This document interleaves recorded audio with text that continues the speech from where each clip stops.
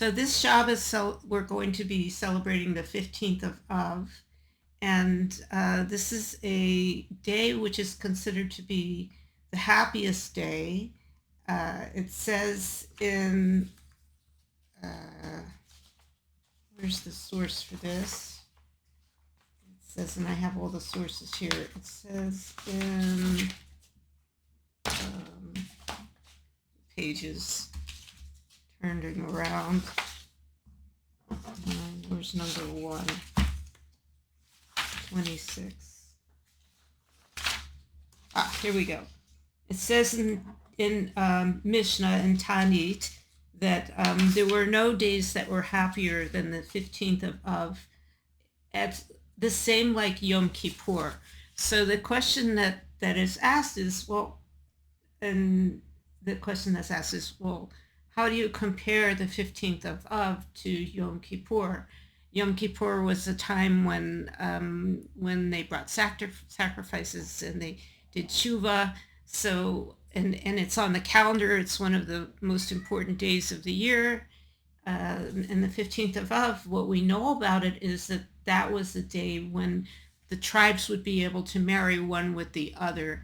There was a restriction in who could marry who during the time after the daughter's Slavchad, I believe, because they wanted to make sure that that the tribes, if there was no, I'd have to look this up. If there was a woman who inherited, she would have to marry within her own tribe. I don't remember if there's another reason why they were restricted in who they could marry. So they restricted who someone could marry, and as of the 15th of Av, it became possible to marry between the tribes. And so what I'm going to do is I have a summary of the Maamar, which will give us a chance to kind of just go through the main ideas. So the main idea is the 15th of Av is even holier and happier a time than Yom Kippur.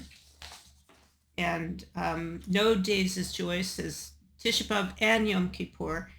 And how can Tu BeAv, the 15th of Av, be greater than festivals like Pesach and Shavuot and Sukkot? And Pesach and Sukkot also start on the 15th of the month. So, and I think Shavuot does too. So Shavuot doesn't.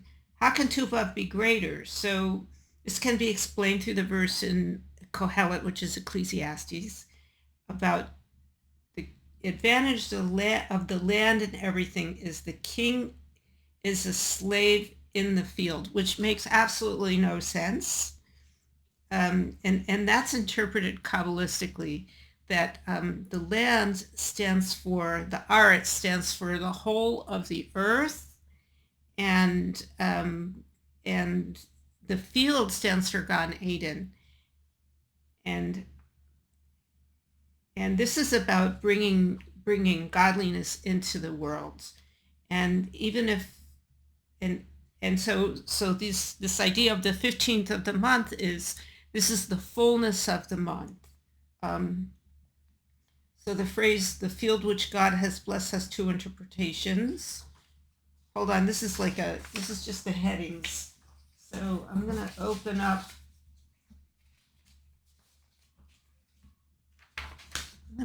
my notes just so that I can kind of give you a little better idea of what it's talking about, and not just the headings. And I didn't print those out. Let me see. Okay, I'm going to open up this document.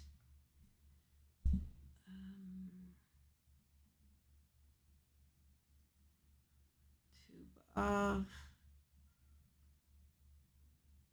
Maamar Tu BeAv.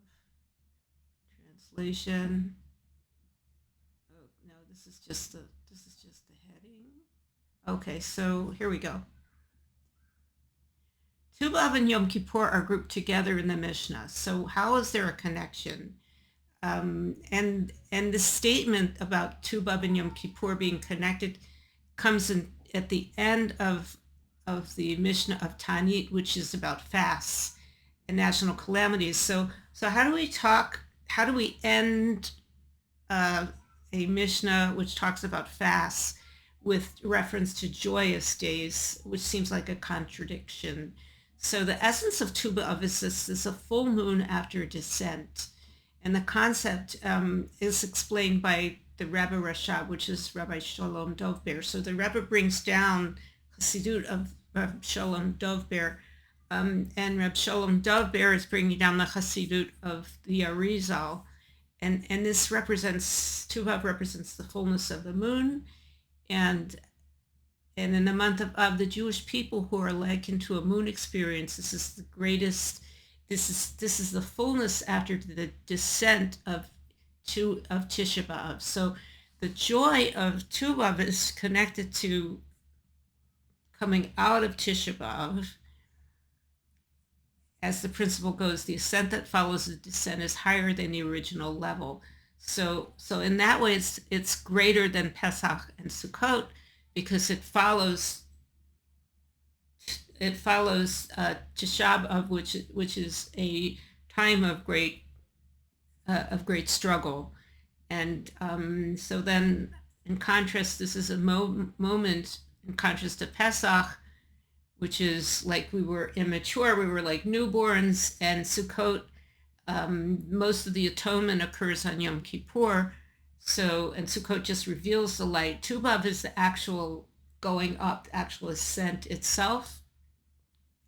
And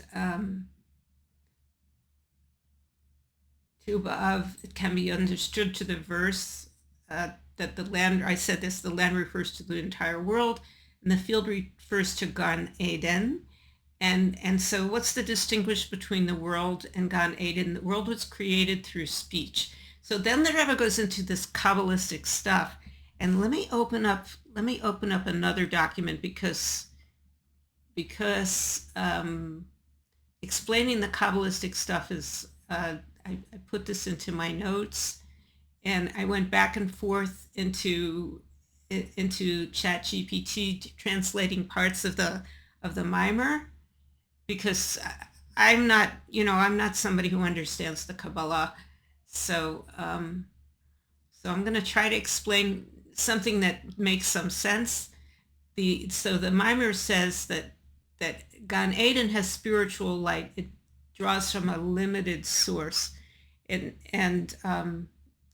then it talks about the different sphirot, the intellect, and so all this stuff.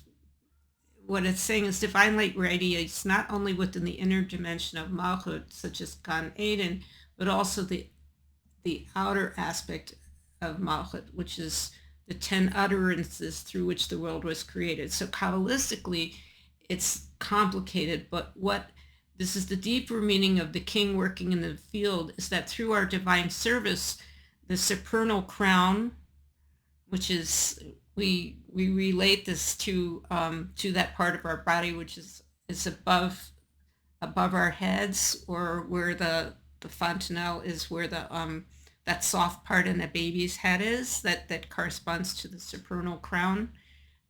So the supernal crown is drawn down into Malchut, even into the outer world. So Gan Eden is something which is, and Yom Kippur is something which is a holy day, and it's on the calendar, so it's within the order of the world. But Tu BeAv, which comes after this very, very painful mourning period, it transcends that. So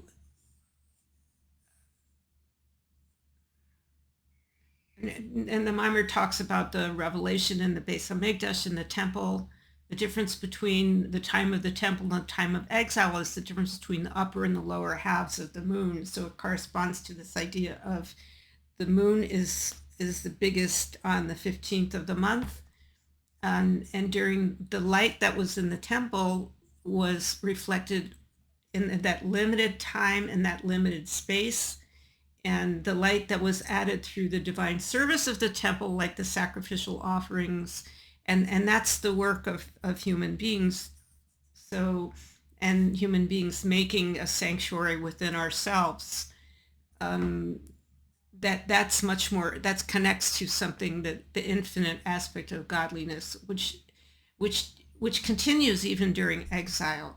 So what I was noticing when I was reading this Maamar was that the Rebbe is talking about something which is very, very deep, that that sees the 15th of Ab as something which is following and transcending challenges and pain and loss. So the field refers to there's another interpretation of the field. The king worked in the field, and this interpretation sees the field as the Sitra Achra, or the other side, and the king worked in the field as that holiness being made to serve in the field of unholiness. But the Rebbe turns this around, because even the fall into unholiness and us being human and making mistakes, and us experiencing exile, it makes the ultimate elevation that follows, the drawing down of that supernal crown, which is infinitely greater than what existed before that fall. So it's known that a difference, and then the Maamar talks about the difference between that tzaddik, a righteous person in the service of a Baal Tshuva, and that the tzaddik, they draw down light through the Torah and the mitzvos, and that's a direct light. But when it comes to tshuva, which is more typical of the service during exile, the work is from below to above. And I learned that the Torah is from above to below, but the Tehillim is from below to above, because of all the struggles that David HaMelech went through. And so, and that's not in the Maamar, but just as an aside, when we say Tehillim, we're connecting to that aspect of a human being with struggles and with pain, that David had constant struggle through his life. And when we say those words, we connect to that from below to above, and talking to Hashem. And in the future world, that's why the ultimate completion of the world in the future, the time of the Geula, will be far greater than the perfection that existed at the beginning of creation. And there's a verse here from Megillat Ruth, from the book of Ruth, that when the word parrots, these are the offspring of parrots, is written, a greater fullness than these are the offspring of the heavens and the earth. The original perfection of the world of creation will be even more perfect and complete at the end of the exile. So then the Maamar comes back to 3 levels of the moon's fullness. The 15th of every month, the moon is part of the natural order established at creation and not due to human avoda. So the moon it naturally waxes and wanes. This reflects a Hishtalshalut based revelation, something which is follows the order, the natural order of things. And the 15th of Nisan, which is Passover, and 15th of Tishrei, which is Sukkot, these full moons are connected with divine service, especially Torah and mitzvot, and that's a revelation, and they reflect a revelation that's beyond the natural order. The 15th of Av, the fullness is associated with tshuva, that elevation that follows the descent, the going down of Tisha B'Av. And on Tu BeAv, I'm not going to say that. That's okay. Let me go to the next part. So why does Tu BeAv surpass Yom Kippur? Because the fact that the Torah established Yom Kippur as a fixed day of forgiveness each year, and shows that a descent into wrongdoing that comes to repair is something that is a place. This is part of the design of creation. By contrast, and that's that Seder Hishtalshalut, that's like the order and the structure.